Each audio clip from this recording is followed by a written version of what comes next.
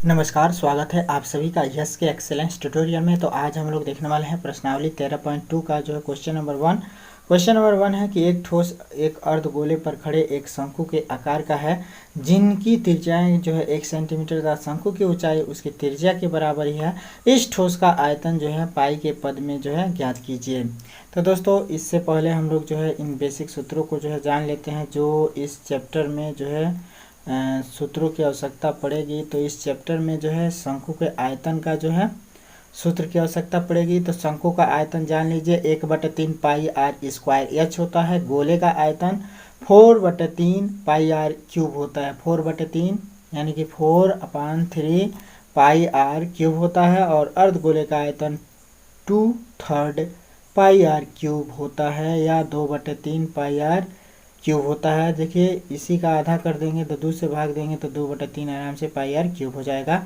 इसके बाद से बेलन का आयतन पाई आर स्क्वायर एच होता है। ठीक है, तो इसको जो है आप लोग याद रखिएगा। शंकु का आयतन 1/3 पाई आर स्क्वायर एच, गोले का आयतन 4/3 पाई आर क्यूब, अर्धगोले का 2/3 पाई आर क्यूब, बेलन का आयतन पाई आर स्क्वायर एच। ठीक है, अब यहाँ पे देखिए हम लोग इस सवाल को हल करेंगे। तो यहाँ पे हम लोग हल में लिखेंगे, क्या लिखेंगे, देखिए कह रहा है कि एक ठोस अर्धगोले पर जो है खड़े एक शंकु के आकार का है। पहले जो है फिगर को बना लेते हैं हम लोग।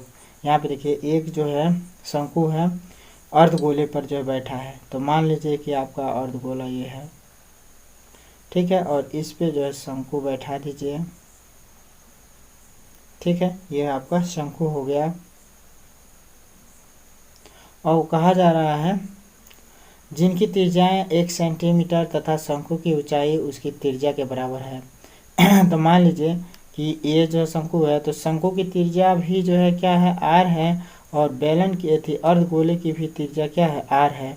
और इस शंकु की जो ऊंचाई है इस आर के बराबर ही है, यानी कि ये शंकु की ऊंचाई है और यह जो है क्या है, तो आर के ही बराबर है। ठीक है, यानी कि कहने का मतलब ये है कि यहाँ पे हम लोग लिख सकते हैं कि शंकु की त्रिज्या शंकु की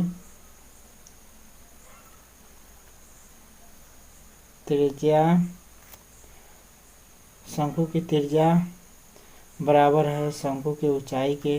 शंकु के ऊंचाई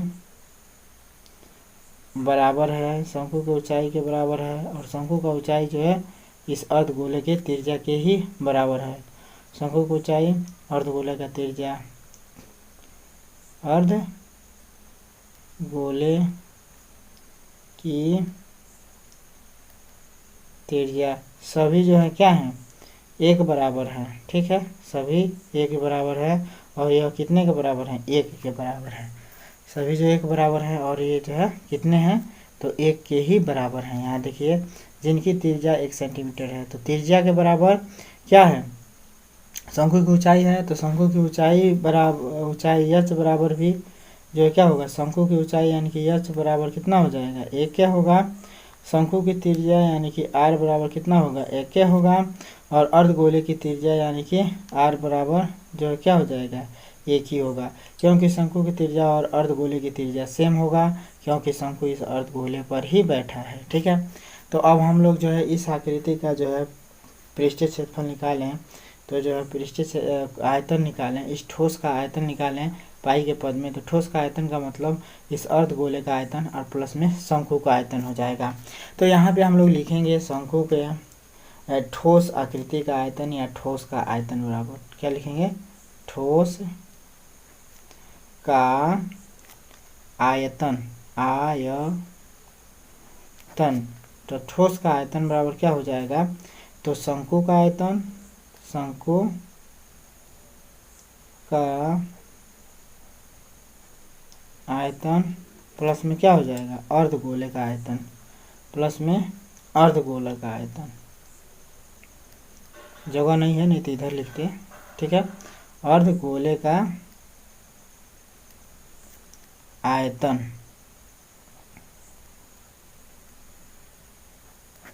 तो शंकु के आयतन का सूत्र जो है अभी लिखवाए हैं कि शंकु के आयतन का सूत्र क्या होता है, तो 1/3 पाई आर स्क्वायर एच होता है।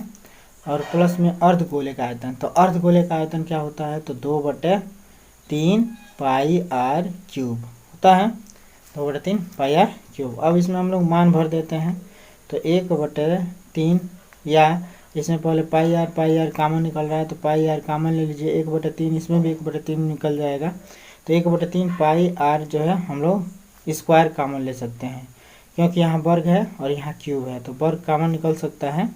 तो यहाँ पे हो जाएगा एच प्लस में कितना हो जाएगा आर, एच प्लस में आर, और ये 2 भी रहेगा तो 2r हो जाएगा, एच प्लस में 2r जो है कॉमन हो जाएगा, क्योंकि 1/3 बाहर निकल गया है तो 2 बचेगा ना, और 2r बच जाएगा, स्क्वायर भी यहाँ से निकल जाएगा, ठीक है।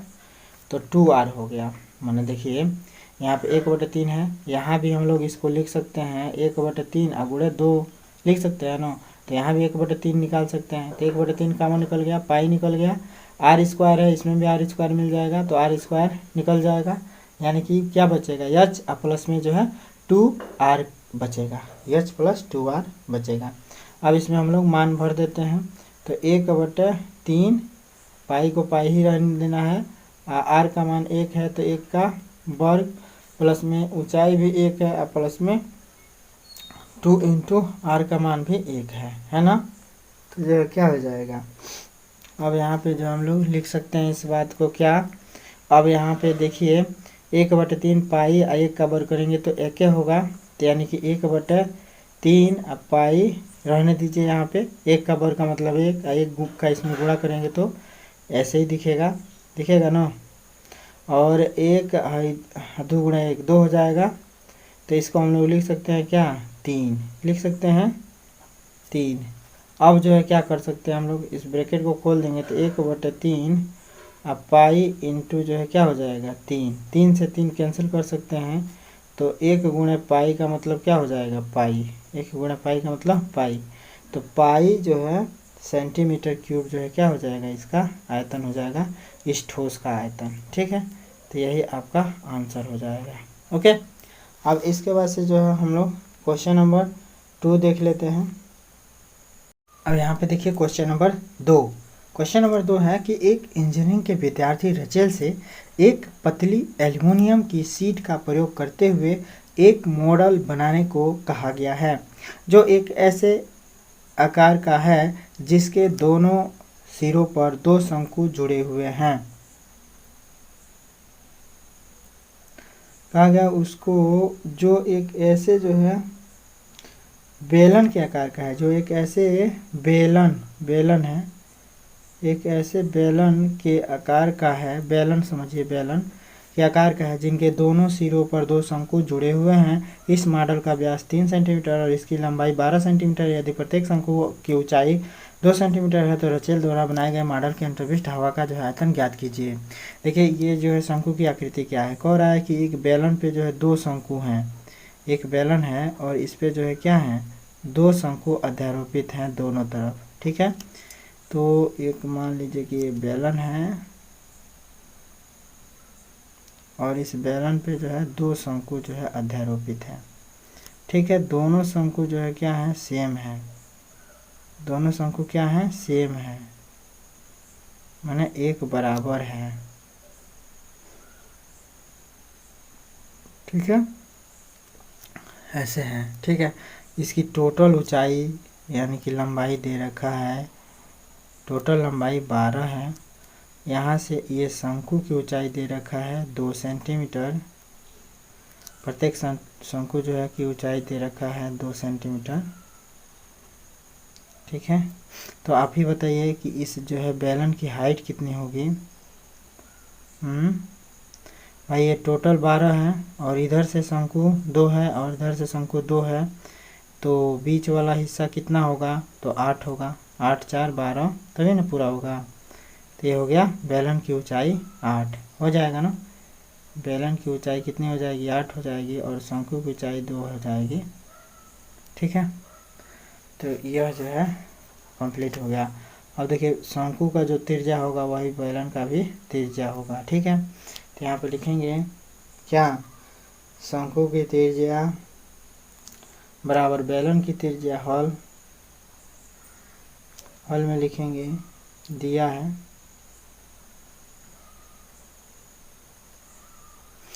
शंकु की त्रिज्या बराबर की त्रिज्या बराबर बेलन की त्रिज्या, बेलन की त्रिज्या आर बराबर कितना, व्यास दिया हुआ है ना, व्यास 3 सेंटीमीटर है तो आर 3/2 हो जाएगा, 3/2 मान के चलिए, ठीक है, ये 3/2 है। और यहाँ पे देखिए शंकु की ऊंचाई दिया हुआ है, क्योंकि आयतन में हम लोग को क्या चाहिए, आर चाहिए और एच चाहिए, आयतन के लिए आर और एच चाहिए, तो शंकु की ऊंचाई भी दे रखा है, तो शंकु की ऊंचाई बराबर क्या है, तो 2 सेंटीमीटर है ना, एच बराबर, ठीक है, शंकु की ऊंचाई निकल गया। अब बेलन की ऊंचाई और बेलन का त्रिज्या, तो बेलन का भी त्रिज्या आर होगा, बेलन की ऊंचाई निकाल लेते हैं, बेलन की ऊंचाई यानी कि एच डैश बराबर 8 सेंटीमीटर, ठीक है, एच डैश 8 सेंटीमीटर है बेलन की ऊंचाई, ठीक है। तो अब हम लोग जो इस आकृति में जो कितना हवा भरना है, कितना हवा भरी जाएगी यह निकालना है, तो क्या करेंगे, इन शंकु का आयतन, दोनों शंकु का आयतन प्लस में जो है बेलन का आयतन निकाल के जोड़ देंगे, ठीक है। तो यहाँ पे हम लोग इकट्ठे लिख लेते हैं, कौन चीज़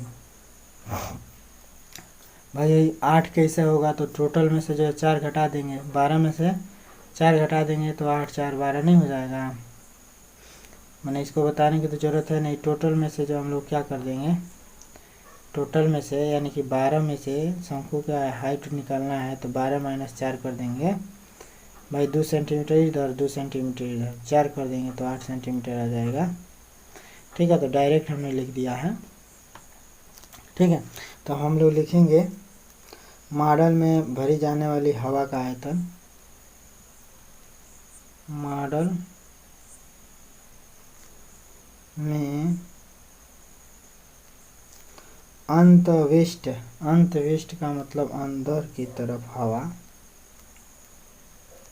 अंदर की तरफ जो हवा है, हवा का आयतन, हवा का आयतन, आयतन बराबर क्या हो जाएगा, तो इन दोनों शंकु का आयतन यानी कि लिखेंगे 2 शंकु का आयतन, 2 इंटू शंकु का आयतन, शंकु का आयतन, और प्लस में क्या हो जाएगा, बेलन का आयतन, प्लस में यहाँ पे लिख दे रहे हैं, प्लस में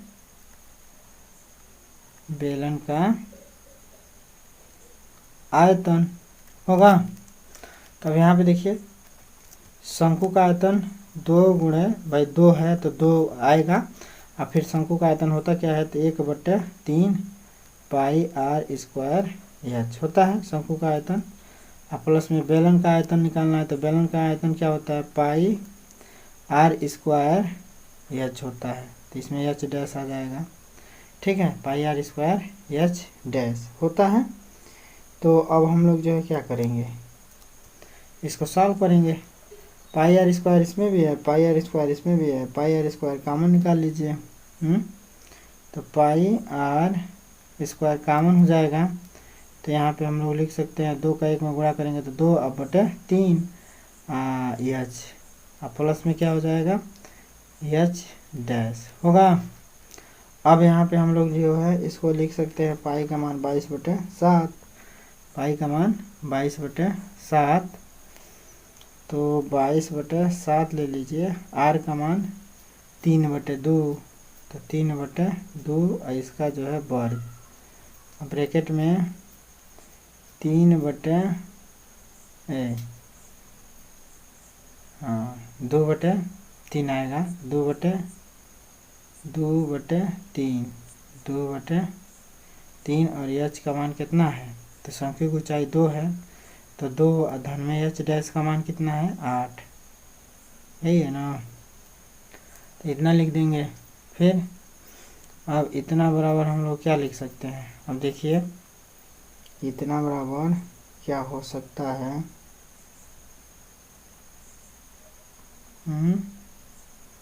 पहले इसको सॉल्व कर लिया जाए, इसको इतना ही रहने दीजिए,